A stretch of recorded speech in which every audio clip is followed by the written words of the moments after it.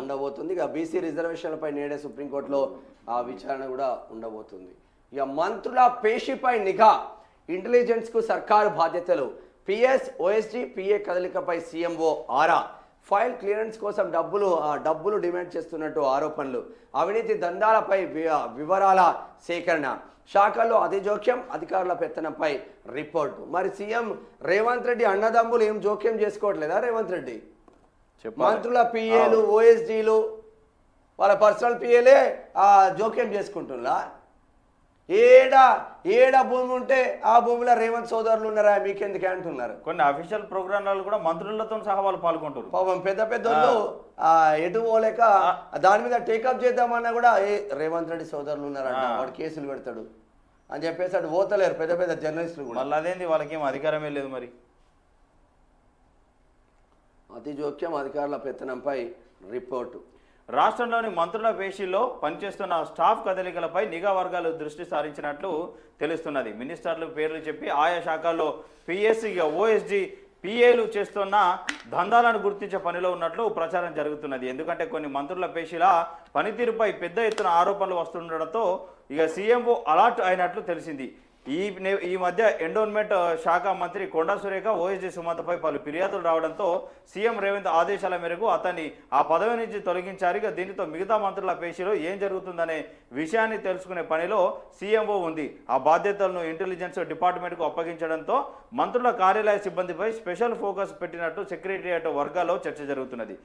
Files clearance మాటున దందాలు, మంత్రుల ఆమోదం కోసం వెళ్లే ఫైల్స్ ముందుగా పిఎస్ ఓఎస్డీల వద్దకు వెళ్తాయి. ఆ ఫైళ్లలోని సారాంశాన్ని క్లుప్తంగా చదివి సదరు స్టాఫ్ మంత్రికి బ్రీఫ్ చేయాలి.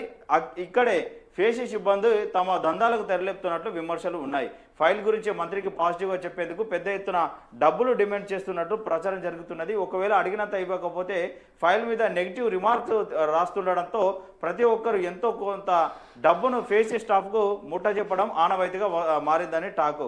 కొన్ని ఫేషీల్లో డిమాండ్ చేసినంత మొత్తంలో డబ్బులు ఇవ్వకపోతే మంత్రి ఆమోదం కోసం పంపకుండా తమ వద్ద నెలల కొద్ది ఫైల్స్ పెట్టుకుంటున్నట్లు ఆరోపణలు ఉన్నాయి. కొందరు పిఎస్ ఓఎస్డీ మంత్రి సంతకాల కోసం వచ్చే ఒక్కో ఫైల్కు ఒక్కో రేటు ఫిక్స్ చేస్తారు. అంత మొత్తంలో డబ్బులు ఇవ్వకపోతే ఆ ఫైల్ ముందుకు కదలదు. ఒకవేళ కదిలినా నెగిటివ్గా రాసి పంపుతారు అని ఓ సీనియర్ ఐఏఎస్ అధికారి కామెంట్ చేశారు. రెండు పేషీలు కలిసి వసూళ్లు, సంబంధిత శాఖ సెక్రటరీ క్లియర్ చేసిన తర్వాతే మంత్రుల ఆమోదం కోసం వచ్చే ఫైల్స్ వస్తుంటాయి. ఇక్కడే ఆ సెక్రటరీ పేషీలో పనిచేస్తున్న కొందరు స్టాఫ్లు కూడా కథం పట్టిస్తున్నారంటే గట్టిగానే ఉన్నది కథ.